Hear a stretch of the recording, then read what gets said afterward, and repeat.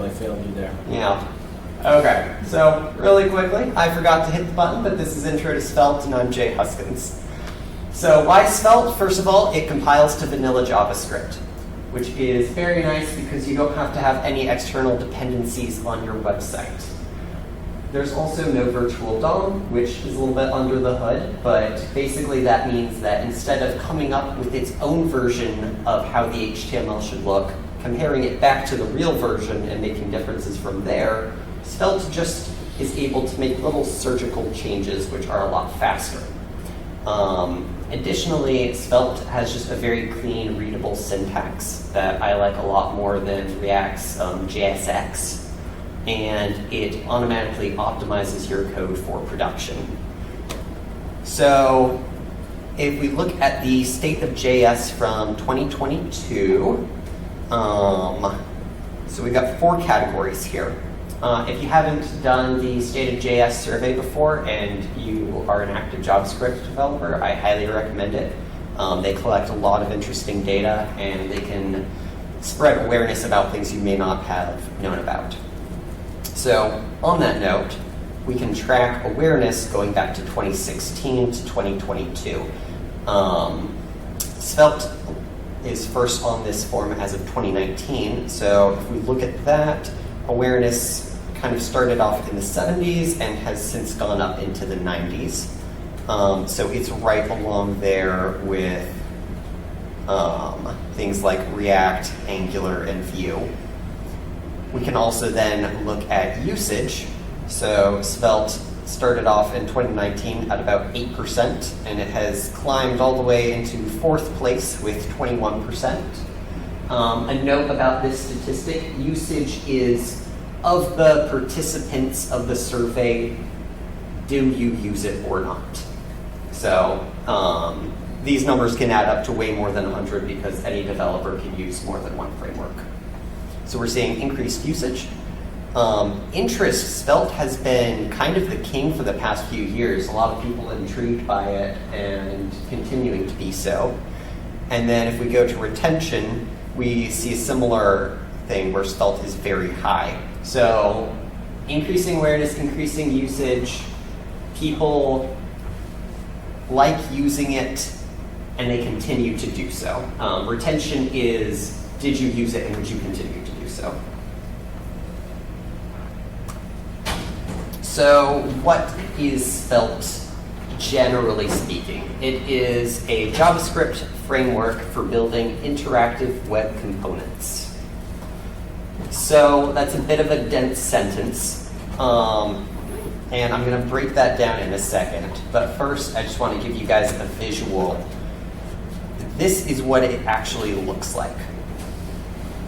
So I have my script tag. This is in an app.svelte file. I have a script tag, and I have markup. I'm declaring a variable, and I'm just using it. And then on the right over here, we have the output. So that's all I had to do. This is kind of the Svelte Hello World sample. Svelte breaks things down between logic, template, and styles in a very intuitive way. We just put logic in a script tag.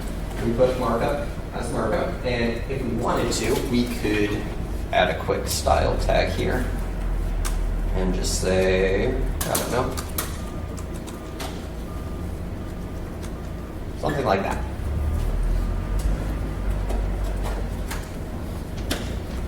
And with Svelte, styles are always scoped to the file. So I can broadly say H1 because I know that it wouldn't actually affect any other part of the site. So that's what Svelte is. And this I like because really it's an abstraction layer. This .svelte file is not usable by a browser. It's really not usable by anything unless it's getting compiled. But for me as a developer, I can very quickly parse what's going on and what to expect the output to look like.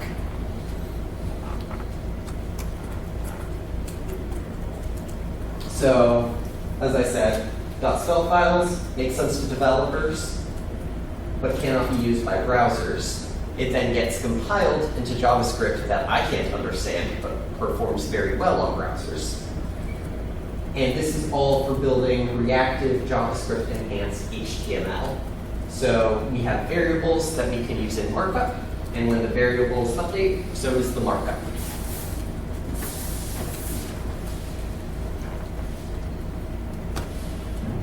So this is a quote from the Svelte dev team. Svelte converts your app into ideal JavaScript at build time rather than interpreting your application code at runtime. So React code is meant to be run by the browser. Minified, but pretty much run it exactly as you wrote it. Whereas Svelte provides this layer to make sense to me and then optimizes it to make sense to the browser. So let's talk about components, because what is a JavaScript framework without components? Okay, so I've taken this same example, except instead of using an H1 element, I've created this event element. So first off to note, it is capitalized. This is how we distinguish a custom Svelte component from any regular markup. And then I can go over to my event.svelte file, and here I have welcome to title variable and printing out event date to date string. So my two parameters for this component are title and event date. With title, I give it a default value of default event.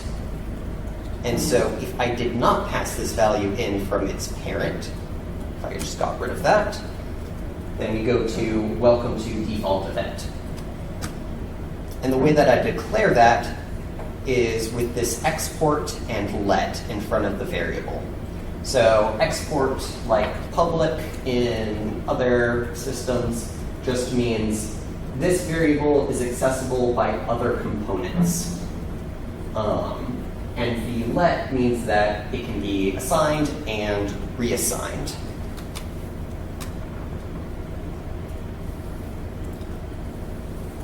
So, for instance, if I were to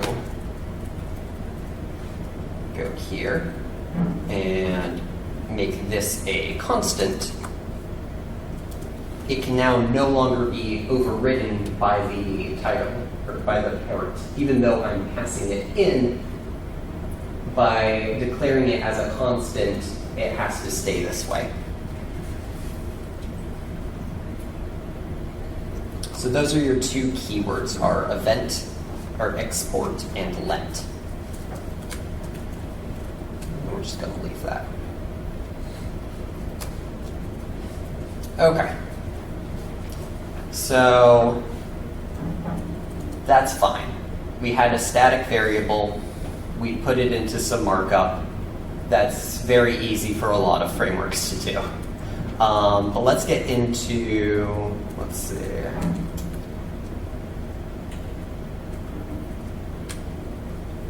So I'm going to leave that.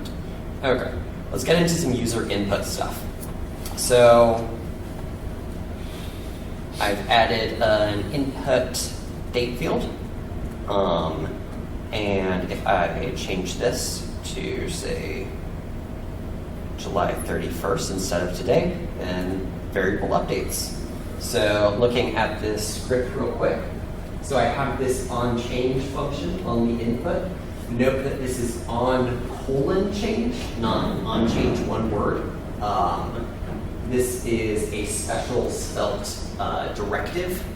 So it works a little bit differently, but it allows us to do some interesting things. So if I wanted to, I could also add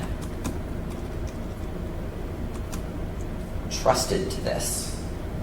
And this is a shorthand for if the onChange event is trusted.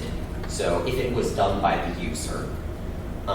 Svelte has a lot of these built in. There's also a prevent default, and you can chain these.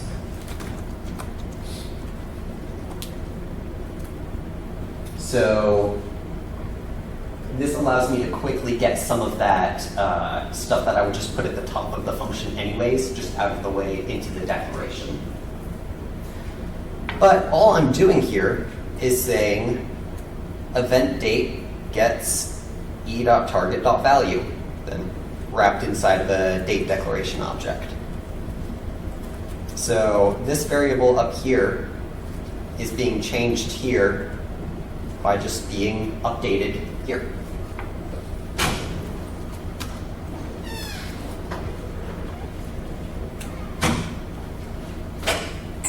So we just update the variables and Svelte takes care of it. If you look at something like, I believe view, you have to specifically declare that a variable is reactive in order to get this functionality. And I believe with React, you also have to do some things with hooks in order to get similar functionality. But with Svelte, all variables are inherently reactive, so it just works. Okay, so how do I make a variable dependent upon another variable? This is when things start getting a little bit more complicated, but Svelte comes with this $:: symbol to mark a statement as reactive. And basically what that means is that reactive code will be triggered when the dependent variables are updated, and it will run after all other scripted code runs. So to give an example of that real quick. So let's say I want to change the heading depending on whether the event date is actually today. If it is today, I want to say welcome to event. Otherwise, I want to say event name coming soon. So right now, the event date is today. But if I change it to the future, I now see D for D coming soon. And here I'm declaring this heading variable with this $:. Now if I were to change this to a let, then I just get the default. And even if I update this, it won't change because it doesn't know to. You can do other things besides variable assignments. You can do console logs, you can do other function calls, but a lot of times you'll see variables declared with this $: prefix. And if I were to have other variables as part of this assignment, if those variables changed, it would also update on that. And I don't have to tell it to do that. It just knows, hey, a variable that was used in this assignment has changed, so this variable probably needs to change.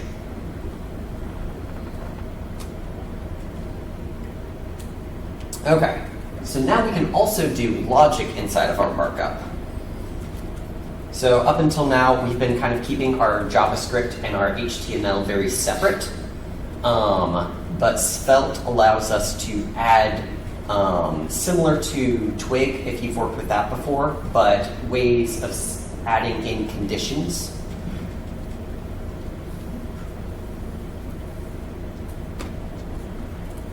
So if we go here.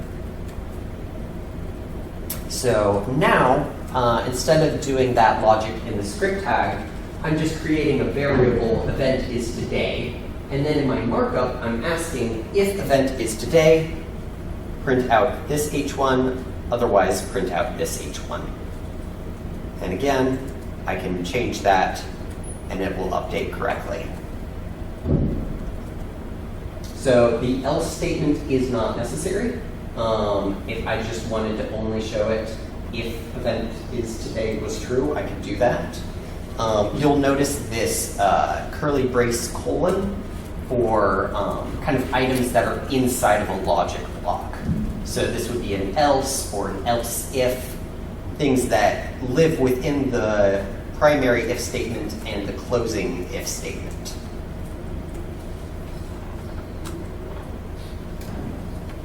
We can also do loops inside of our markup. So let's say that my event has some participants. So I create a new component called participants, and I give it this property people, and I just give it a list of names. And then inside of my participants component, I'm declaring my people variable as an empty array by default. And here I'm using the each statement to go through and select each person and put it inside of an li. So you can also see that I'm have the freedom to do a little bit of extra JavaScript here. I'm sorting the people array. So even though Jack and Jacob were not the first entries of the people that I gave it, they still show up first because I threw them a little sort there. And I'm able to declare this however I want. I can also, if I need the index in the array, I can declare that and just add index here. So simple arrays, very simple. We have an each statement and we can iterate on it. We can also do more complex loops. So most of the time that would be a similar syntax. You know, I have each array as an object, and then I could call like object.name or something like that. But let's say I have a value that needs to be computed for each individual item. Svelte provides this @const where I can add a little declaration here. I can create altered value by running a function on some values on this iterated object, and then just have that as a constant for the rest of this individual loop. So that looks like this. So here, instead of just passing names, I'm passing an object where we have a name property and a role property. And if we look at the participants, I'm still sorting it, though it's a little bit more complex now. And I'm saying person.name - person.role.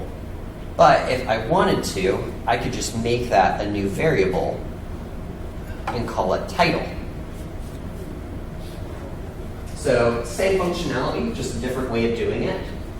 This is really helpful if I had to use this title variable multiple times throughout this block here, and I didn't want to have to redeclare it as person.name - person.role every single time.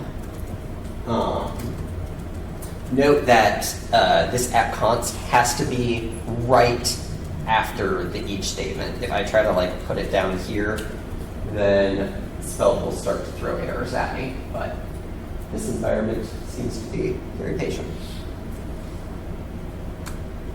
Okay, so we have complex loops. Now we get to my favorite part, which is promises.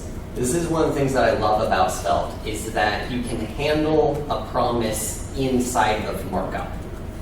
So I can say, while we are awaiting this promise, print out this markup. Then, once we have a value, print out this markup. And if we catch an error, print out this markup. And it's just very simple to follow the logic there. So here, we are now doing a call to get a random number for each person. So we await it, and while that's happening, we run loading, which you can see if I refresh really quickly. And then once we have our number, I'm just printing it out. And if we catch an error, I'm wrapping it in a code tag, which we can currently see under Jessica and Jules. So again, it's just very intuitive. I await a promise. If I get a value, do this. If I get an error, do this. And I'm able to just cleanly write markup in those places with the variables that I would expect.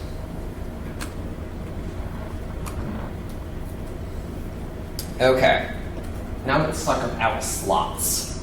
So slots are cool because if we were looking at our previous example, we had the participants inside of the event. but that might not be how we want to structure things. Maybe the case is that event is just a title and a date, and whatever content is inside it is controlled by something else. So here, I just declare a slot. Then in my app, I'm able to nest participants inside of event, and it just goes where I put the slot. So if I move this to the top, it just goes where it goes.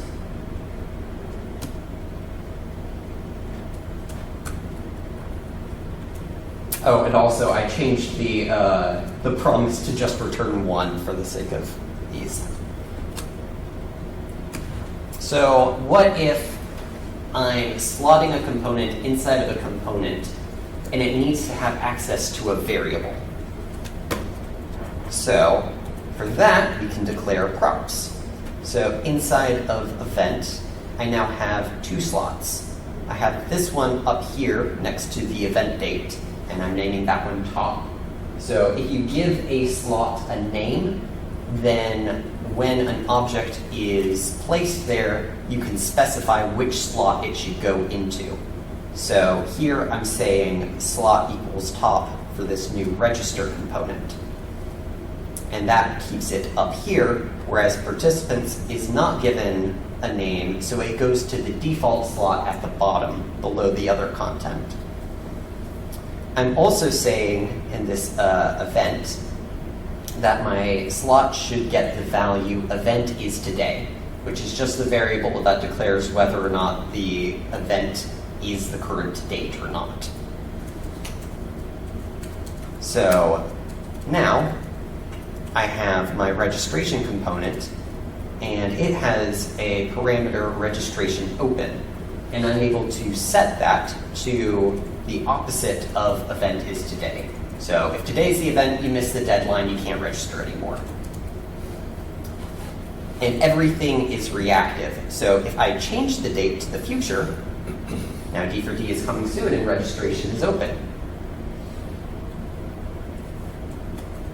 So all of the variables that were reactive inside of the event component get passed down and are reactively applied to the register component.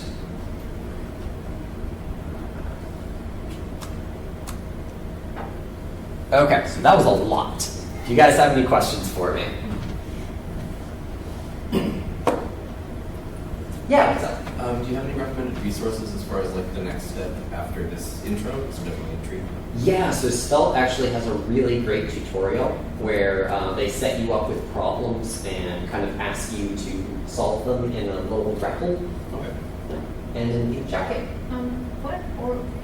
In CSS, it's always favoring the last thing overwrites. In JavaScript, if you hit a variable, it's like, okay, we've already done that, so now we ignore it. A lot of times the pattern is, if that hasn't already been executed, then do this. So what kind of thinking do we have with Svelte? Is it the most recent thing overwrites, or is it we've already done that, so we ignore this other stuff? Which pattern is the one that works the best? Yeah, so with Svelte, it's best to think of things as where am I getting my data from? And if the data source is changing, I should change to accommodate that. And so with that, a lot of things end up getting refreshed. So Do they refresh from the top? yeah, so it's going to start with app.svelte. Okay.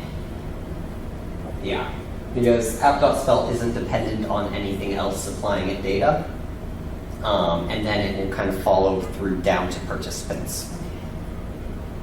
You can do things that are pretty cool with subcomponents. I could add a register event that would be dispatched actually back up to the app. So I could, for instance, modify this list of participants if there's a new registrant.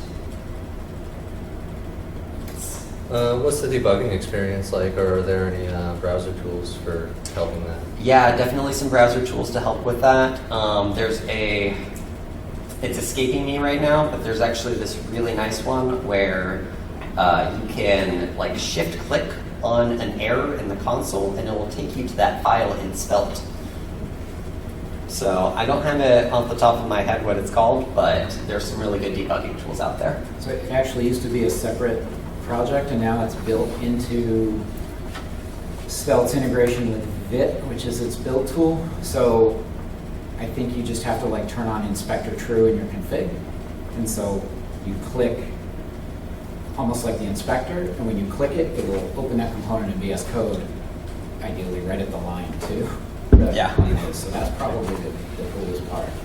Other than that, it's JavaScript, so debugging in the console is pretty handy as well. Yeah. Can you refresh my memory as far as like variables goes? There's an option to do like global, like global variables with CSS that are Right. used across. Yeah, so specifically with styling here. Mm-hmm. Yeah, so if I were to try to redo my H1 color yellow, I get a little warning because it's telling me, hey, there's not actually an H1 in this file, so this isn't going to apply to anything. But if I apply :global, then it goes, oh, you just want any H1 to be yellow.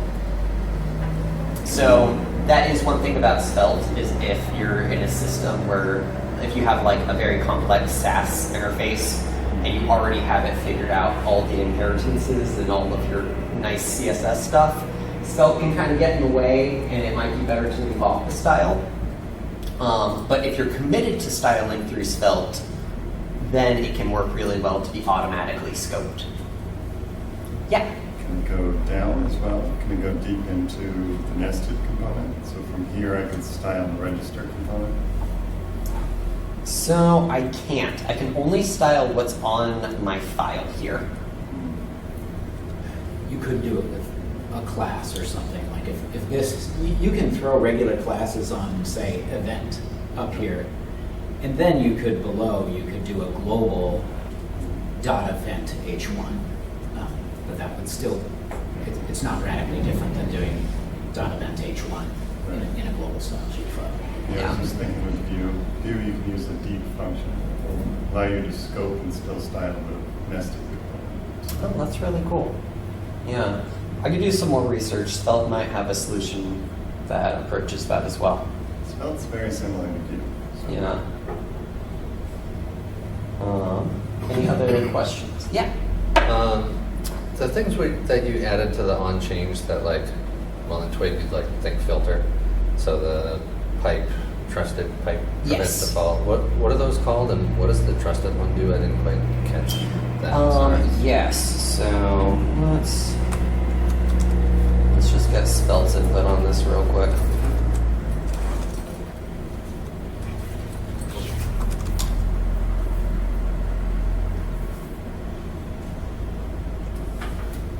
Okay, so we have event modifiers.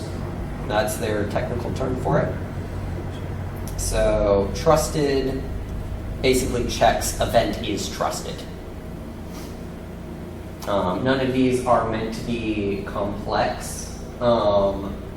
They're just meant to be little nagging issues like once or prevent default, where it's not actually pertinent to the function that you're running, but it matters in the scope of the ecosystem.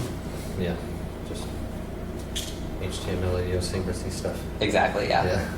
All right, thanks. Yep. Yeah. would you see this being more useful for a single page app or for, say, interactive components within a sequence? Yeah, so I've used it for both. Yeah. Svelte Kit allows you to build whole sites using Svelte. Yeah. And I've used that to build websites, and that's very powerful in its own way. Svelte on its own with a CMS also works very nicely. I find that I make, it's very API call dependent. There's not a lot that you can pass from PHP directly on page load. It's all in JavaScript. Yeah, so it's all in JavaScript. But I find that it works well for either case. Let's see. Okay, so we've got 9 minutes left.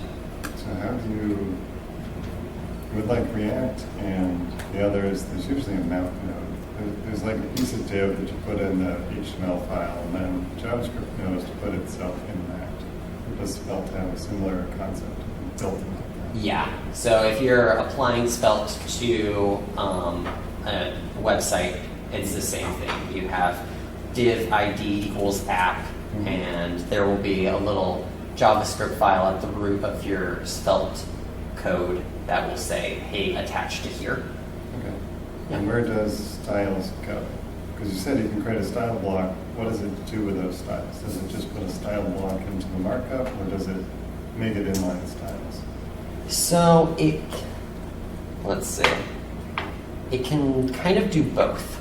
Ah, So if you actually declare a style tag in line, it will just print that right in the markup. But with the style tag at the bottom, it's going to compile those and then attach that as CSS. CSS file? I believe so, yeah. Yeah, the Okay. compiler is going to output a JS bundle and a CSS bundle. Yeah. Ah, all right. And the scoping's all handled with like those hashed class names, just like in React. Like if you've ever Yep. inspected Facebook, there's like a weird class name. Okay. Yep. Yeah. Jay, can you talk about the stability? We've seen Angular and Vue and React all go through these, sort of versions where you gotta go back and redo things. And sometimes it makes things easier and sometimes it makes things harder. Yeah. Where does Svelte fall and how stable is it? How mature do you feel like it is? Yeah, well, it is reaching, I think it's on version 3 right now. And I personally did not notice the jump from version 2 to version 3. It just kind of happened and it was like, oh, okay, cool, we're here. So whereas with React, we went from classes and now, no classes, we're all methods. And my experience with Svelte is that it's stayed pretty stable. And I think it had the benefit of coming on after React in that it kind of got to see how those systems worked and learn from them before launching. Svelte 4 was announced June 22. Svelte 4. Just arrived, not even a month old. But and Svelte 3 was around for 4 years. Yeah. All right. Well, unless there's anything else, I will say Svelte has a lot of other goodies that I didn't get a chance to touch on. There are built-in stores that all work very nicely. There are additional directives. There is binding. There is, I can do a thing called Svelte window, which is really cool, where I can basically make a pseudo element for the window. I could then do something like on resize or something like that and have this update for window resizing. So there's just a lot of goodies the more that you dig into this, and it just helps you write really coherent code that compiles very nicely. So yeah, that's Svelte.